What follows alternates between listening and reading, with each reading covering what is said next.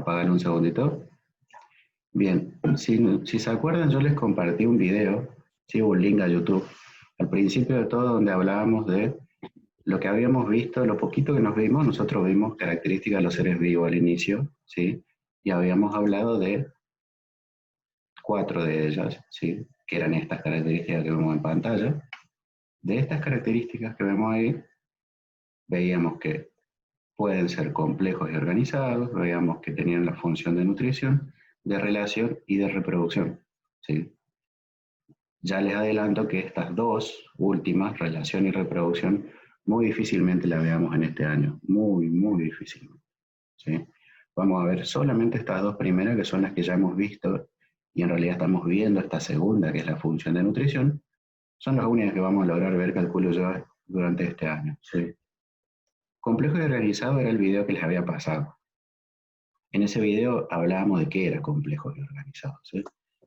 Veíamos que para ver lo que es complejo y organizado, justamente teníamos que pensar en muchos elementos que se organizan de alguna forma determinada, ¿sí? Nosotros decíamos que había jerarquía en esos elementos. ¿Qué quiere decir que haya jerarquía?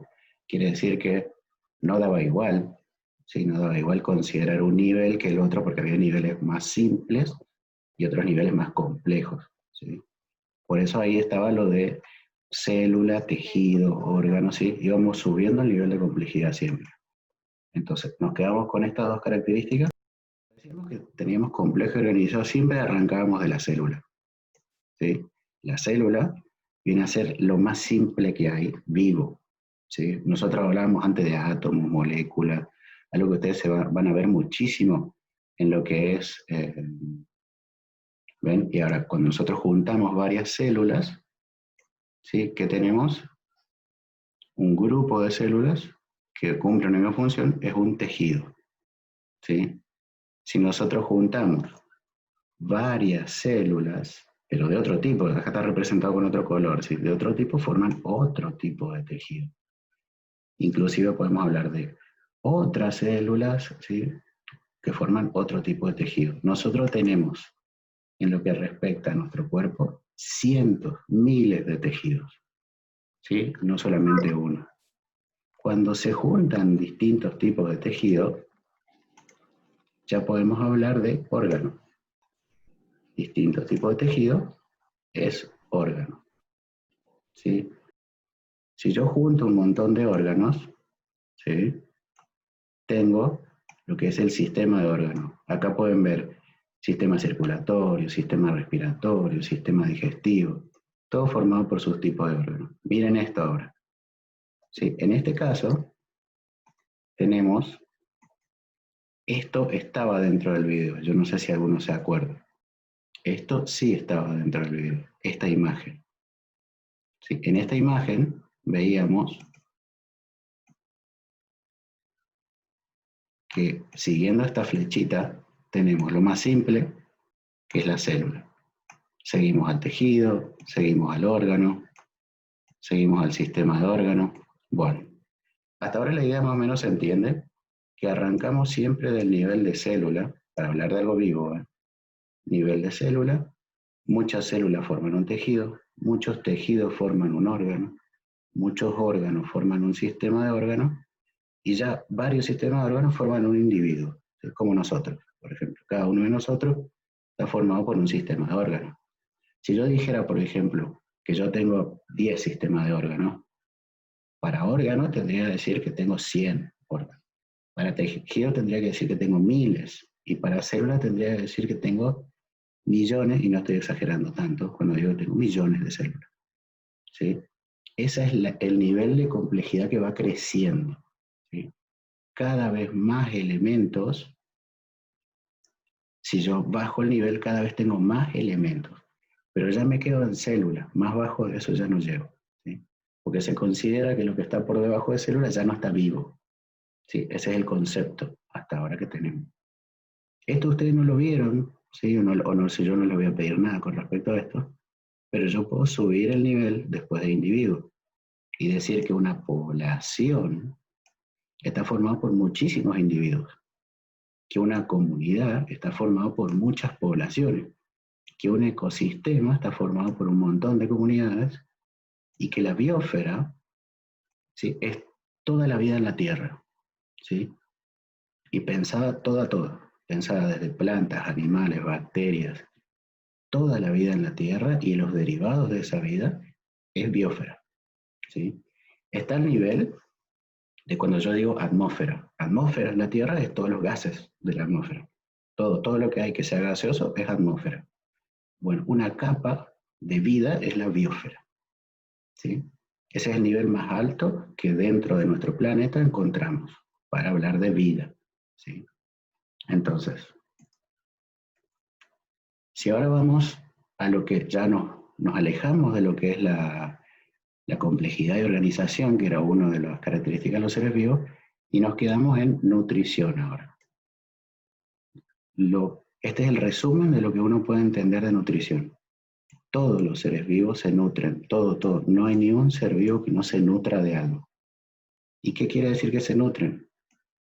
Extraen nutrientes de los alimentos. Y acá hay que hacer una diferencia, ¿sí? No es lo mismo alimentarse que nutrirse. ¿Por qué? Yo si quiero, y estoy medio loco, le puedo llamar a una piedra un alimento. Porque sí, me pongo a picar una piedra y como piedra, porque quiero. Pero eso a mí no me nutre. Eso, ¿yo me estoy alimentando de eso? Sí, porque yo decidí alimentarme de eso. Ahora, ¿nutrirme? No me nutre. Entonces, cuando yo me nutro es que al alimento que ingerí, que ingresé, le extraigo nutrientes. Ahí me nutro, ¿sí? ¿Y para qué todos los seres vivos les traen nutrientes al alimento? Para obtener materiales y para obtener energía. Cuando yo digo materiales, tiene que pensar esto. ¿Cómo crece el hueso de nuestro cuerpo? Cuando somos chiquititos, bebés, y llegamos a adultos. Obviamente el hueso creció muchísimo, desde bebé hasta adulto. ¿Cómo creció? Porque obtuvo materiales de los alimentos. ¿De qué está formado el hueso, por ejemplo? Calcio. Entonces, cuando yo le agrego al hueso calcio a través de un alimento que tenga calcio, le estoy aportando el material, ¿sí? Y además, energía. Cuando yo me como algo que es dulce, o algo que es relativamente, que tiene proteínas como la carne o proteínas vegetales, yo tengo energía, ¿sí? Esta energía me permite a mí seguir viviendo. Todos los seres vivos necesitan hacer eso. Necesitan obtener materiales y necesitan energía. Ese es el concepto básico de la nutrición, ¿sí? Alimentarme para extraer nutrientes que me permiten a mí obtener energía y materiales, ¿sí? No hay ni un ser vivo que no haga esto. Y vimos que había dos tipos de nutrición. Una se llamaba autótrofa, ¿sí?, y la otra se llamaba heterótrofa. Estos nombres por ahí son un poco más difíciles, pero porque la palabrita hay que dividirla en dos, ¿sí? Cuando yo digo trofo, es una palabra griega, ¿sí?, que se refiere a alimentar. Entonces, esta parte de la palabra es alimentar. Auto es algo que es yo mismo, ¿sí? Como el automóvil es el móvil mío, ¿sí? Yo me muevo solo en mi auto. Entonces, hetero es algo que se refiere a distinto, diverso, cantidad. Entonces, cuando yo digo autótrofo es porque se dice que los seres vivos autótrofos fabrican su propio alimento, o sea, son autosustentables. Ellos mismos se pueden bancar solos, porque ellos fabrican su alimento. Ahora, los heterótrofos no pueden fabricar su alimento. ¿Y qué es lo que hacen? Comen otro ser vivo, ¿sí? El heterótrofo come otro ser vivo, se alimenta de otros seres vivos o de sus restos. Si un ser vivo muere, una planta en el bosque cae, está muerta porque ya cayó, está de vieja, puede haber caído, ¿sí? Entonces, como cayó, se dice que eso es materia orgánica, o sea, materia que deriva de un ser vivo, ¿sí? En ningún momento, si bien el ser vivo ya murió, sigue siendo un derivado de un ser vivo. Entonces, si va a un hongo y se deposita arriba de ese árbol que cayó y se alimenta de ese árbol, es heterótrofo igual, porque se está alimentando de otro ser vivo. En cambio, el autótrofo nunca va a hacer eso. ¿Sí? Fabrica su alimento a partir de materia inorgánica. La materia inorgánica son los gases, los minerales, no tienen nada que ver con los seres vivos. Gases, minerales, ¿sí? Alguna materia que está en el suelo. ¿Sí? Ellos usan eso y eso es su alimento. ¿Sí? Lo transforman en su alimento. ¿Sí? Nosotros veíamos que teníamos ejemplos de heterótrofos. ¿Cuáles podían ser? Los más conocidos son estos. ¿Sí? Un león que todos vemos en los documentales. Esto es un jaguar, ¿sí? Que ya es como un felino grande, pero de acá, de Argentina, de Latinoamérica. Esto es un aguaraguazú, que es un zorro grande, un zorro enorme que vive acá en Argentina. ¿Sí? Estos seres vivos cazan una presa, es decir, van, divisan una presa, la matan y se la comen. Son heterótrofos, están alimentándose de otro ser vivo. Una serpiente haría lo mismo, caza un ratón, por ejemplo. Hay animales marinos que hacen lo mismo, las pirañas, tiburones, ballenas, se alimentan de otro ser vivo. Una araña teje su telaraña, cae una mosca, cae otro bicho y se alimenta de él, es heterótrofo también. Estos son menos claros, pero también son heterótrofos. Como les dije, un hongo en una planta que cayó en el suelo y esa planta que ya ha muerto, ¿sí? Ya dejó de estar viva, igual todo su cuerpo es materia orgánica, entonces va el hongo y se alimenta de esa planta. Una pulga, la pulga de nuestras mascotas, por ejemplo, se alimenta de la sangre de nuestras mascotas. No la está matando ni nada, pero se está alimentando de un derivado de un ser vivo, que es la sangre. Entonces es heterótrofo también. Los herbívoros, ¿sí? Un pájaro que se puede alimentar de semillas, un conejo del pasto, un caballo también del pasto. El pasto es un ser vivo, entonces como se alimenta de un ser vivo, como las plantas son seres vivos, también es heterótrofo, simplemente que no es carnívoro, es herbívoro, ¿sí? Pero es heterótrofo. Este escarabajito que le dicen pelotero, pues se alimenta de la materia fecal, la materia fecal es un derivado de un ser vivo, es materia orgánica, entonces es heterótrofo. Y los carroñeros que van y se alimentan de un animal que murió, por ejemplo, si bien ya está muerto ese ser vivo, es lo mismo que el hongo. Se está alimentando de un derivado del ser vivo, entonces es heterótrofo. ¿Sí?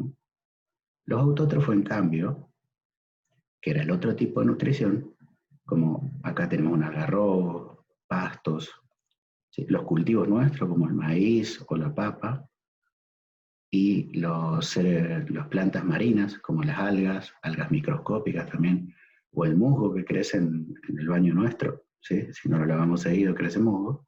Todo esto son autótrofos, no se alimentan de ningún ser vivo.